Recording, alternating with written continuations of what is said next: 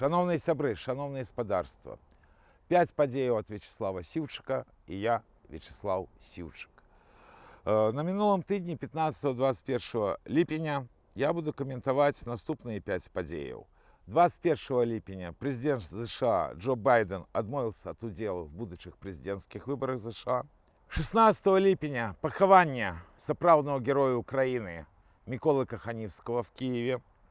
19 ліпеня забойство Ірыны Фарыон во Львове. 21 ліпеня пачатак тыдня паневоленых народаў. І 20 ліпеня 30 гадоў трагедыі першай і сапраўды адзінай прэзідэнцкай інаўгурацыі в Беларусі.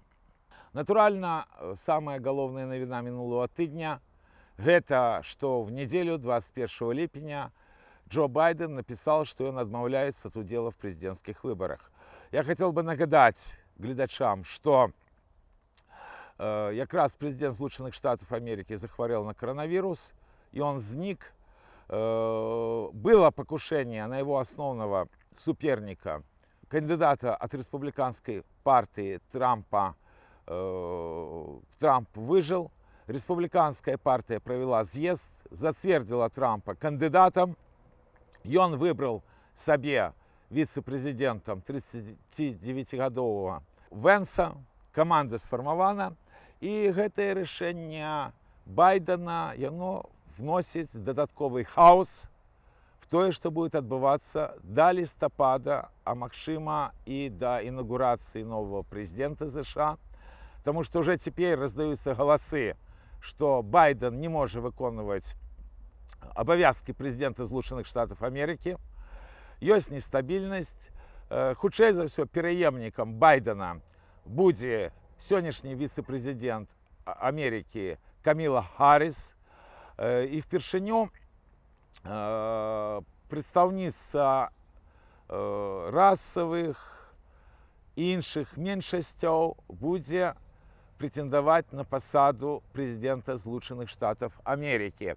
При этом я хотел бы нагадать, что и вице-президентом она стала в пэўнай ступени за кошт квотаў, за кошт того, что требовало подтягнуть под Байдена голоса моладзі, афраамерыканцаў, жанчын.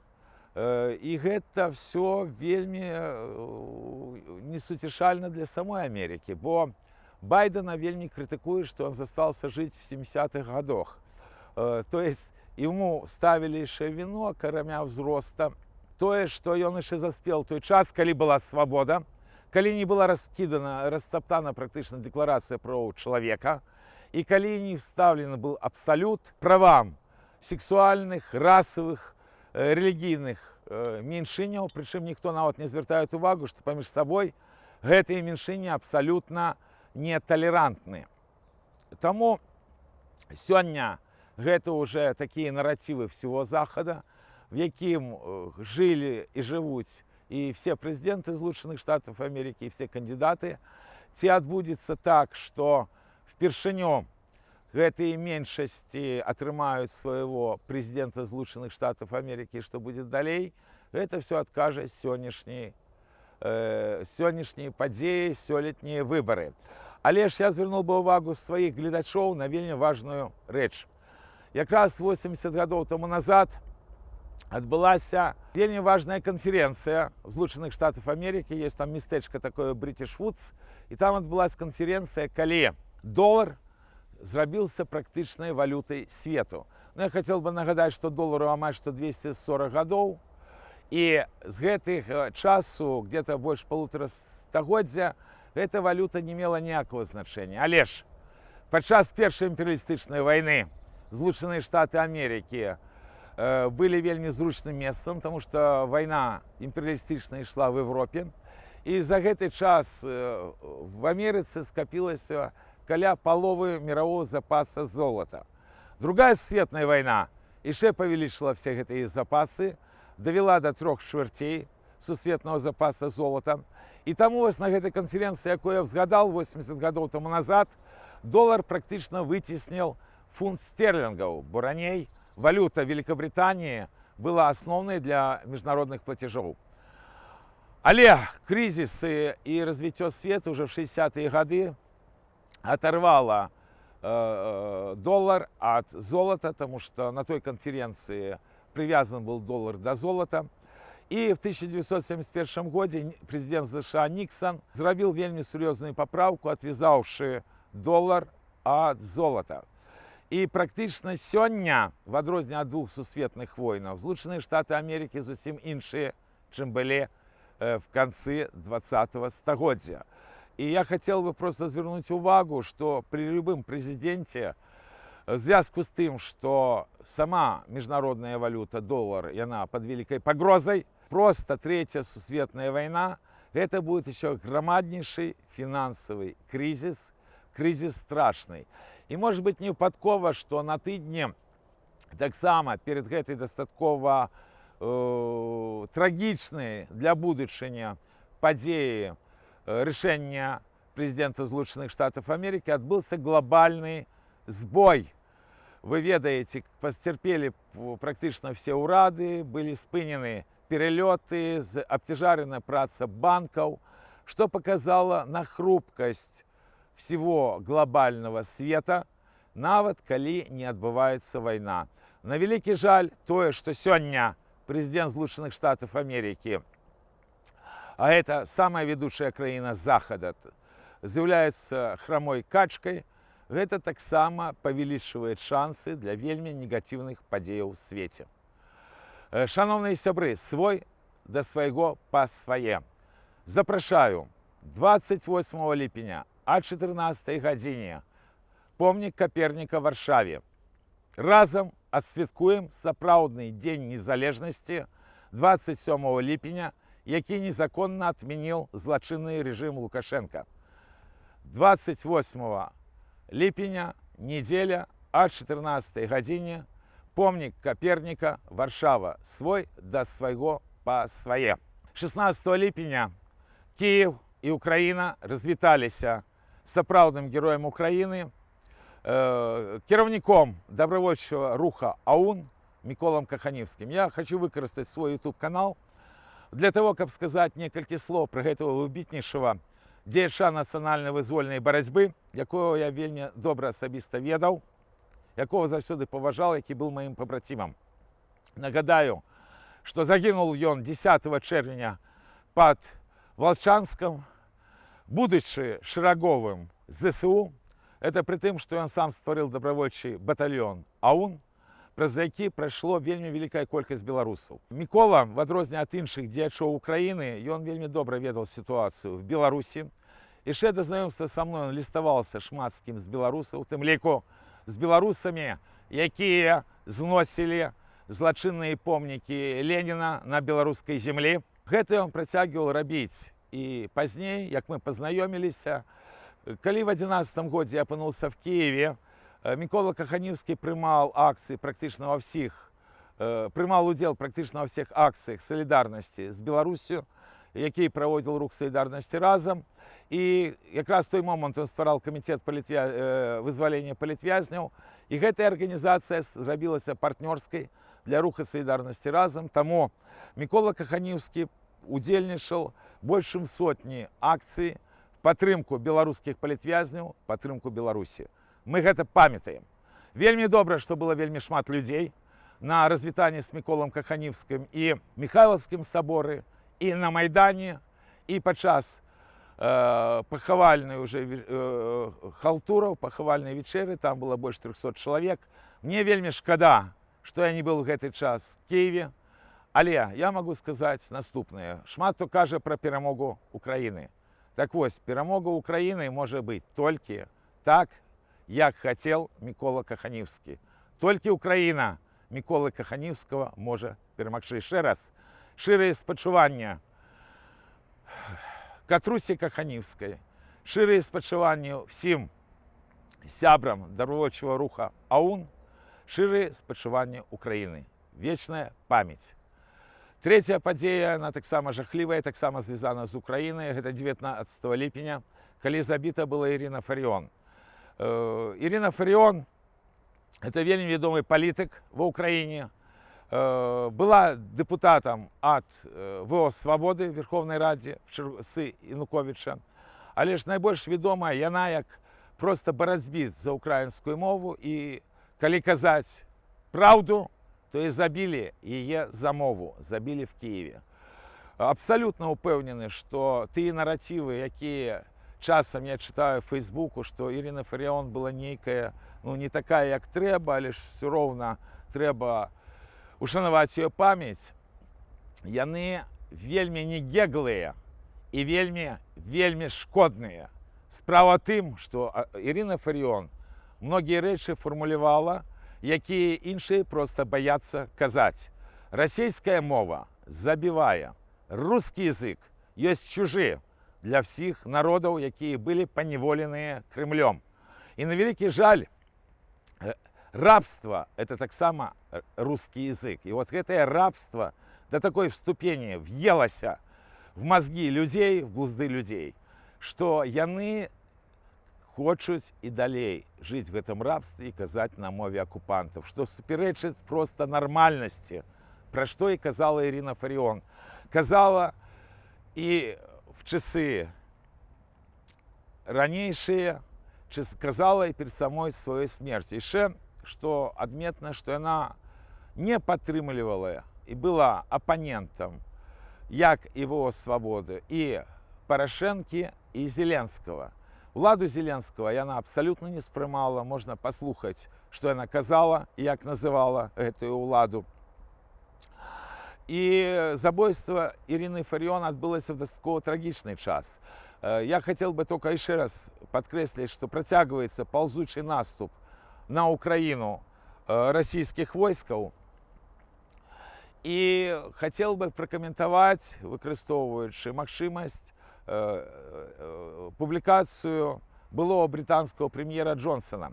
Вельмі шмат было размоў якраз на мінулым тыдні про тое, што Джонсон написал лист, разлічваючы на тое, што Трамп выйграе прэзідэнцкія выборы, што абсолютно не факт, паміж іншым. Дастаткова моцныя сілы сёння, якія зацікаўлены, каб этого не адбылося. Але ж вяртаемся да публікацыі Джонсона, я ее прачытал вельмі уважліва, і яна меня уразила. Бо натуральна, што Джонсон подстраивался под тое, што думае Трамп, хотел крыху поправіць, кажучы так лапідарна, ягоныя палітычныя настройкі. Але там што самае страшнае, тое, што, нягледзячы на все тыя злачынства, якія здзейсніў Путін, здзейсніла Россия под его кіраўніцтвам, все роўна прослеживается спроба перецягнуць зноў-таки Россию на свой бок, на заходні бок. Я пра прапановы, каб Россия зноў была FG8, і пра расійскую мову в Украіне, і некаторыя іншыя рэчы. Пры гэтым, што застаецца ад самой Украіны, на вялікі жаль, ані Захаду, ані Джонсону персанальна не цікава. Як не было цікава ў 20 стагоддзі папярэднікам і Джонсона, і папярэднікаў левых дзеячоў Захада, што адбываецца ва Ўкраіне і в Беларусі падчас жахлівага кіравання камуністаў, калі забівалі мільёнамі. А вось для Ірыны Фаріон Украіна была сапраўды понад все. Шчырае вельмі спачуванне родным і блізкім і аднапартійцам Ірыны Фаріон, вечная памяць. Чацвёртая падзея, яна, спадзяюся, будзе мець працяг будучыні, бо 21 ліпеня пачаўся традыцыйны тыдзень падтрымцы паневоленых народаў. Я хотел бы сказать, что гэтые мерапрыемства адбываюцца з конца 50-х годов с инициативы президента Злучаных Штатов Америки. Сёлета таксама Джо Байден прывітал гэтую ініцыятыву. Правда, чамусьці ў сваім тэксце прыгадал ЛГБТ, хотя для большасці паневоленых народаў гэтае пытанне турмаў, пытанне здзекаў, а зусім не тое, што ёсць сёння в заходнім свеце, бо свет вельмі розны. Але ж самое галоўнае, што прэзідэнт Злучаных Штатаў Амерыкі падтрымаў ініцыятыву салідарнасці з паняволенымі народамі. І 21 ліпеня беларусы Варшавы правялі дастаткова сур'ёзную акцыю падтрымкі паняволеных народаў Расіі ў дадзеным варыянце, дзе выступілі прадстаўнікі нацыянальна-вызвольных рухаў Татарстана, Якутіі, Саха, Черкесіі. І гэта вельмі добра, што беларусы салідарныя з паняволенымі народамі, таму што кожны беларус павінен ведаць наступнае. Расія – гэта сённяшняя імперія зла. І пакуль гэтая імперія не будзе знішчана, не толькі ўсё чалавецтва, а персанальна Беларусь пад пагрозай. Беларускі народ пад пагрозай знікнення. Адзінае выйсце, каб замест гэтай імперіі зла ўзніклі новыя незалежныя дзяржавы. Гэтак жа, як пасля першай імперыялістычнай вайны, папрапануе прэзідэнта Злучаных Штатаў Амерыкі, незалежнасць атрымалі большасць сённяшніх еўрапейскіх краінаў. Гэта было тады справядліва. Цяпер гэта справядліва яшчэ больш, таму што тыя злачынства, якія зрабіла уже імперская Расія за стагоддзе, яны абсалютна страшныя, яны абсалютна крывавыя. Так, Захад зацікаўлены в існаванні Расіі. Мы не. І таму мусім быць салідарнымі з тымі, хто будуць магільшчыкамі новай імперыі зла. А гэта паняволеныя народы Расіі. Іхняя справа правая, яны перамогуць. Так будзе, бо мусіць быць справядлівасць. Свабоду паняволеным народам Расіі. Свой да свайго па свае. Шановныя сябры, вельмі прашу падтрымаць YouTube-канал Вячеслава Сіўчыка. Калі ласка, каментуйце, калі ласка, пашырайце інфармацыю, што такі YouTube-канал ёсць. Калі ласка, аказвайце фінансавую дапамогу. Гэта магчыма зрабіць па той каментару, па той спасылцы, якое будзе пад гэтым відэо. Падтрымайце свой да свайго па свае. Ну і апошняя навіна, яна зноў, на вялікі жаль, трагічная, бо звязана з імем Лукашэнкам, сапраўды пачварым Лукашэнкам, які ўжо 30 гадоў як занял пасаду прэзідэнта. Пры гэтым 30 гадоў таму назад гэта была сапраўдная інаўгурацыя, якую прызналі ўсе. На мінулым тыдні, может быть, і не выпадкова, што сталіца Беларусі атрымала чарговае стыхійнае бедства.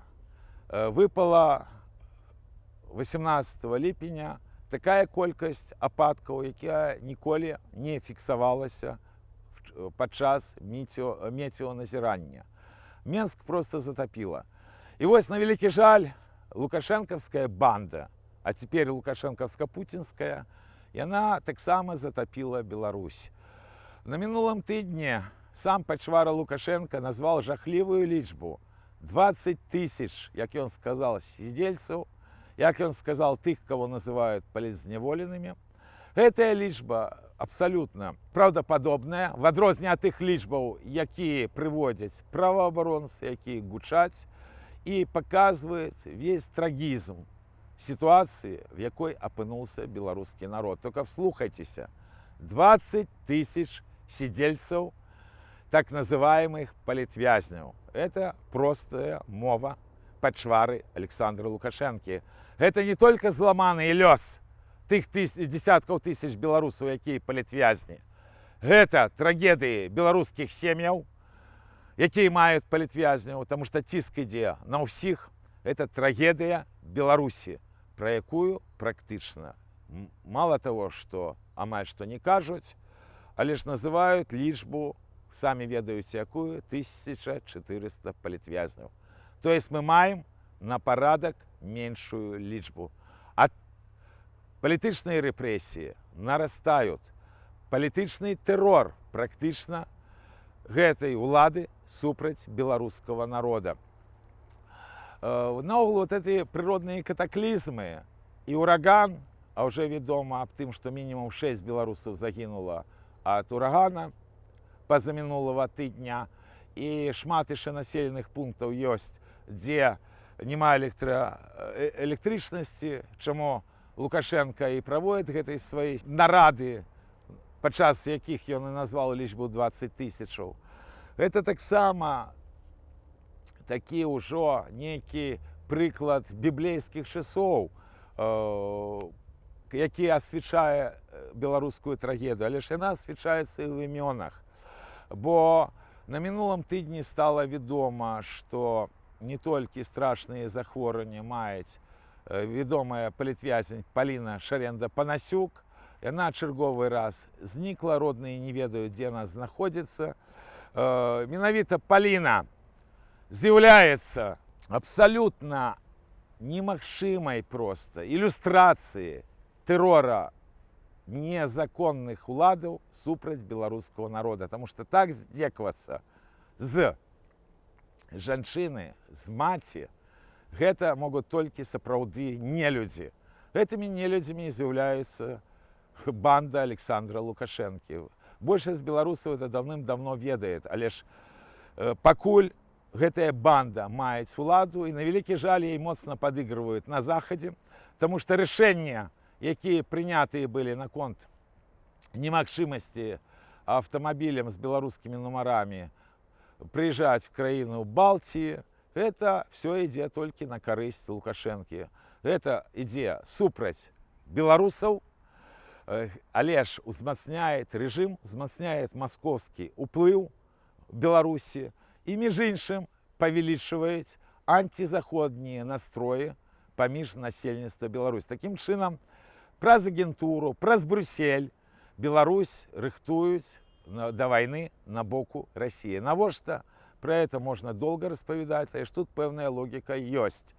І таксама проста ашаламляльная навіна мінулага тыдня, бо даўным-даўно мы не ведаем, што адбываецца ў лукашэнкаўскіх судах, кого там судят, хто там знаходзіцца в турмах, таксама не все ведаем. І абсалютна нечакана было тое, што, оказывается, лукашэнкаўскі суд прысудзіл да смяротнага пакарання грамадзяніна Нямецчыны. Вельмі шмат супярэчлівай інфармацыі, дезінфармацыі пра гэтага Рыка Крыгера. Але ж я могу сказаць, што вось гэта просто уже такая палітычная распушчанасць банды, якая лічыць, што ёй можна рабіць все. Бо яна 30 гадоў, як захапіла краіну в цэнтры Европы, яна сёння мае уладу, і яна хоча і далей мець уладу. На мінулым тыдні таксама былі інцыденты, звязаныя з шахедамі расійскімі, один з якіх і взорвался на территории Беларуси. Был запропоновано поширение безвиза лукашенковской банды для европейцев. Это в той час, як Европа, як это не дивно, все больше и больше робить железную заслону для громадян Беларуси. Гэты метанне Лукашэнкі, інфармацыя аб тым, што будзе чарговае вызваленне палітвязняў, может быть, яшчэ некалькі десяткаў вызваляць, каб пасадзіць сотні новых. Яны звязаны з цякучым палітычным момантам. Это тым, што Лукашенко адчайна б'ецца зараз за тое, каб в 25-м годзе зноў правесці выбарчы фарс і перабраць самого сябе.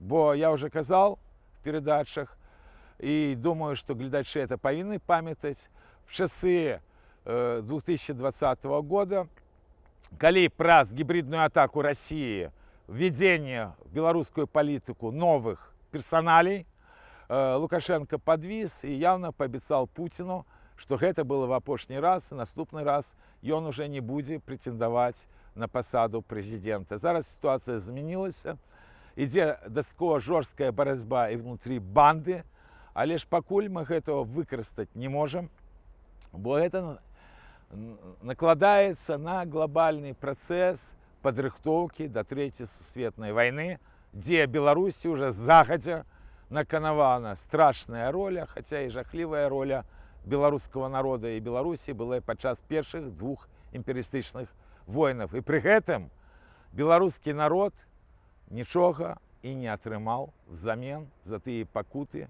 якія былі в папярэдніх сусветных войнаў.